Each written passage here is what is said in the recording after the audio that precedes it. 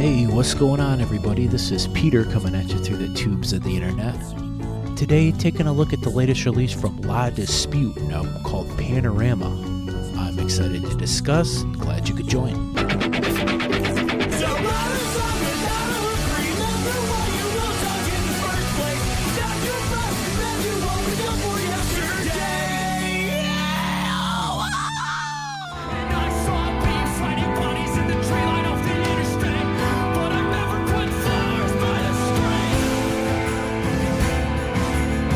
Fast Facts.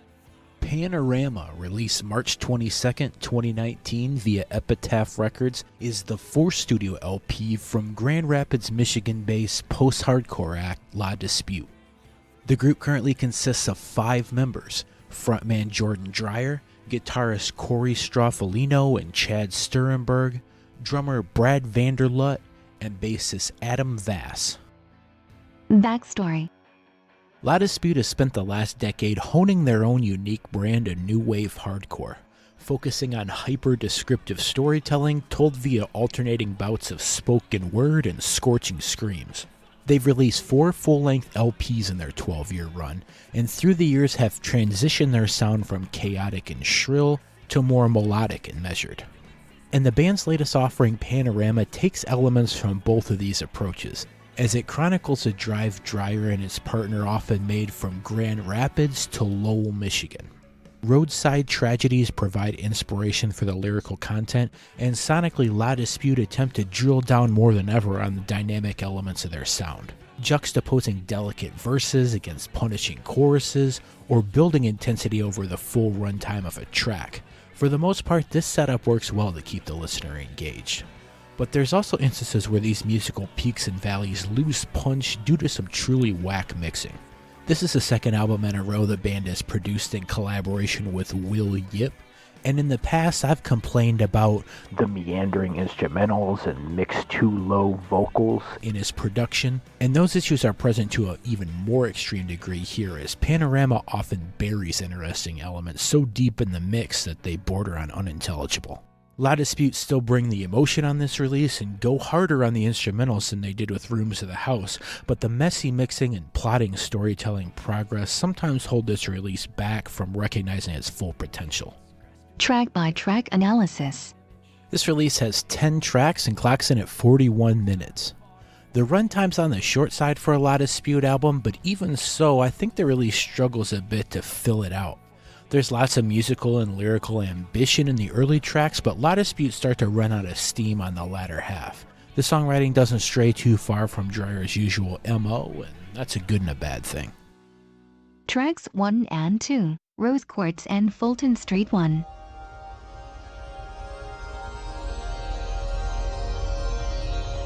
I rolled these first couple tunes together because Rose Quartz is just a short instrumental intro to the album. Synth keys build to high and ethereal chimes that give an outdoorsy feel, and they're complemented by low, rumbling tones to fill out the soundscape. It's well done, and I think it's really interesting that this intro track leads identically into both Fulton Street I and II, as if they're branching paths from the starting point. Either could be the opening track. This tune's a good tone setter for what's to follow and uses some really cool sounds. Found a body at the rest stop, buried in the woods beneath the garbage and leaves. Fulton Street I begins with a softly spoken recounting of a dead body being uncovered, and Mother Nature's attempt to conceal it. It sets up this contrast between the natural landscape reclaiming everything it touches and the people of this community attempting to keep a memory alive by creating memorials at the crash site. These latter tributes lead to a major shift in tone for the track as huge drum hits enter and Dreyer's vocal becomes strained to the max.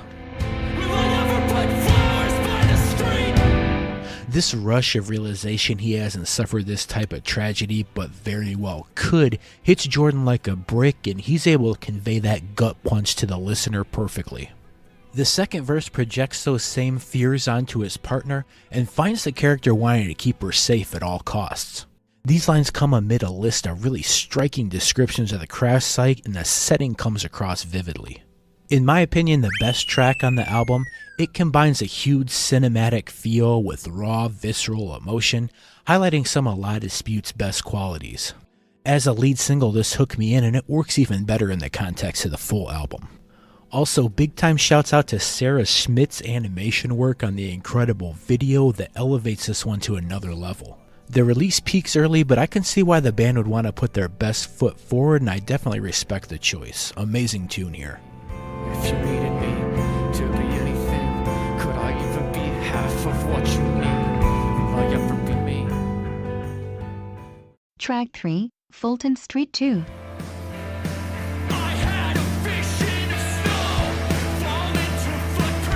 This third track continues the idea of nature reclaiming human life by focusing on a character slowly drifting away, being buried in snow and sinking underwater.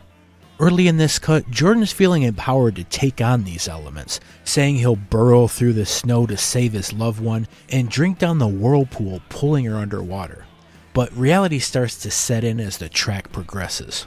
By 2 minutes in, Dreyer resumes the vocal with spoken word lyrics as he's recalling nights spent fighting against the cold in his own life, even just walking down the street to the store. Nights I wandered out, head buried in my coat, snow blowing on everything, thick like smoke. He's haunted by visions of footsteps leading to a frozen lake and a struggle that took place there. And this scene makes something snap in him because the music shifts to blasting guitars and cascading drums. When will it leave? The intensity of the music and repeated lines makes the torment come through strongly.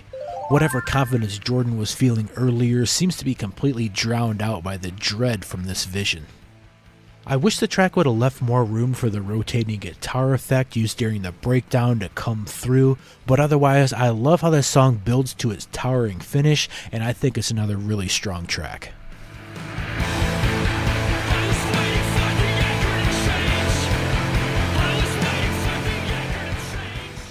Track 4, Rhodonite and Grief.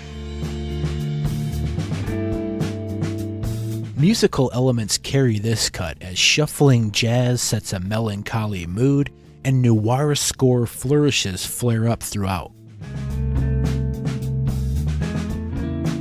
This track finds Dreyer supporting a partner who's struggling to get by as the pair function on routines and take it one step at a time. He tries providing trinkets and company to ease the pain, but these small comforts don't seem to help much. This is another song that focuses on the linear progression of life, cycling through seasons on the bridge and hoping time can heal this pain. This is a low-key tune overall to match the helplessness of the lyrical themes. The repeated lines, "kill me by surprise, I don't want to be alive," seem a bit cliche, but the instrumental's the star of the show here, and it's plenty strong enough to keep this cut afloat. Especially the horn solo as the track's winding down, it's really cool stuff.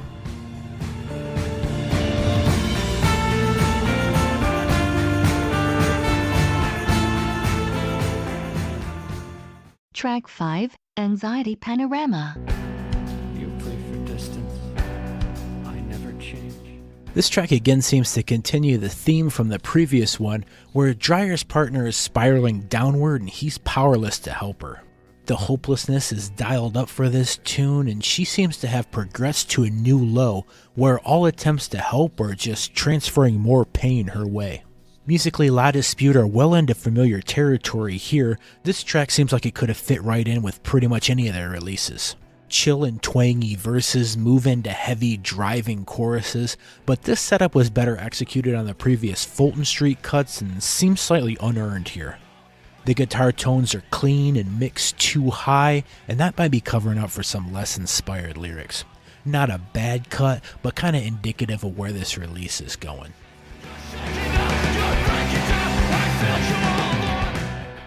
Track 6, In Northern Michigan. Dream if you want for me to carry on. If you could break it all down for me. This track takes on a super brooding tone right from the first few bass notes, and I admire its commitment to the gloom factor because it lays it on thick for the full runtime. That said, I think 4 minutes is way too long for this tune. 2 probably would have been plenty. The ominous feels established right from the start, and it doesn't really progress too far from there. We get lots of drowning imagery in the lyrics, Jordan watching from a distance while his partner wades into the water. At first he's paralyzed with fear and then eventually runs to save her, only to find out she didn't really need saving. The drowning theme is one of Dreyer's most common go-tos, and it plays out here like it has in several other tunes, both on this release and others. I realize the story is sort of filtered through the events of the drive path, but that doesn't necessarily make it more interesting, and this is a pretty boring one overall. Nights you tunneled inward, anxious with a panic. I was that watcher on the ridge. Track 7, View from Our Bedroom Window. You are sleeping in the room alone now. You are restless in the night. As the title suggests, this song recounts several scenes observed by the main characters. There's some cool set pieces here, like watching a fire at the neighbor's house or getting trapped in a storm while driving. Dreyer gives some vivid and colorful imagery, recounting how the flames mixing with the cop car lights or the hazards from the fellow cars on the highway blink like lighthouse beacons. But there'd be no way to know any of that without reading the lyrics because this track has such atrocious mixing. A simple, clean guitar line runs through the entire tune, and it's calm and reserved, but somehow completely drowns out everything else in the mix. The lyrics mention being swallowed and obscured, so there's a possibility this messy production is a conscious choice, but if that's the case, do it when it's relevant to the lyrics and not throughout the whole song. Show you're in control. If it's a choice, it's a bad choice, and it just sounds awful. It ruins the song.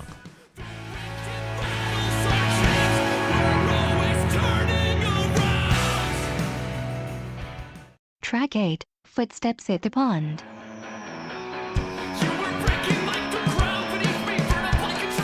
The mixing for this track again sucks ass, boring guitar tones flatten everything. But despite that gripe, the song itself is still strong enough to hold up for the most part. We find Dreyer at rock bottom, breaking ribs on a bar stool and barely able to stumble home to bed. He's realizing he can't deliver on all the lofty promises he made to his partner throughout the album, and their relationship is crumbling as a result. There's lots of winding, convoluted lines here. The idea of projecting hopes onto each other and failing to meet expectations is a good communication of a falling out, and this is a well done tune.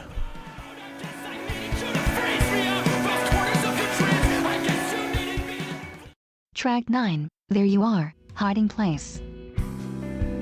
Days that I went missing, stumbled on a long walk somewhere. Here, La Dispute used the heavy and soft dynamics of the track really deliberately, with a chill approach to convey restful sleep that offers relief from painful emotions, and then blasting refrains that mirror a catatonic stupor.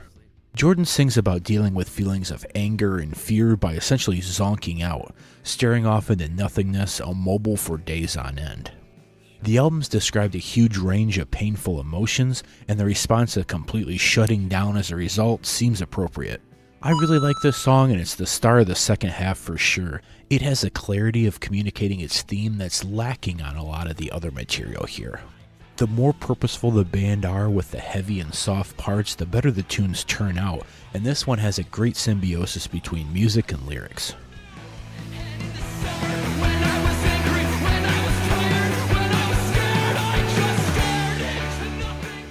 Track 10, You Ascendant. I had visions of you wandering alone. Daylight burst against printed flowers on your dress. This song essentially features a 10-second instrumental on loop for 7 minutes. It takes some minor detours and adjusts the intensity a touch, but that doesn't save it from being exhausting. And I'm pretty sure that's what the group are going for. The themes here deal with eternity, Jordan hoping he's able to keep a lifelong connection with his partner and even extend that into the afterlife. This tune runs through a huge range of color words, both in describing Jordan's partner and the moment of crossing over into the hereafter. And these lively images come in a track that's musically monochrome and grayscale. I think there's something to be said here, and it tracks with the idea that despite his best efforts, this partner's still pushing him away, but it doesn't make for a very interesting song. I think it's a fitting closer for the album, but that's not necessarily a good thing. Quickening your pace, walking in the wind blown backwards towards home, your face expressionless. Verdict. Overall, I thought this record was fairly good. It packs a huge amount of emotion and often conveys it via energetic instrumentation, and it does a good job of creating the titular anxiety panorama with a wide range of fear and hopelessness explored. That said, Dreyer writes a huge volume of words but sometimes doesn't seem to have a whole lot to say. I wish this could have been parsed down a bit. It sometimes seems like the lyrics are poetic for poetic's sake, and the ideas could have been better communicated in a more straightforward way. The more directly the release approaches its themes, the more effective the tunes are. Tracks that work great, but others just fizzle out. With the remaster to fix the horrendous production, I think this album might be able to grab another score point, but as it stands here, this release just barely squeaks into the 7 out of 10 range.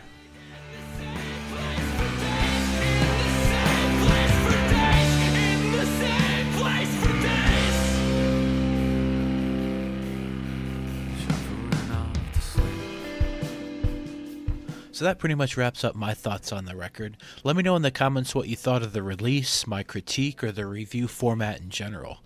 Making this is a lot of work, but also fun, and definitely worth it if it helps some people wrap their head around the record. Thanks for listening, and I'll catch you next time. It's a series of tubes.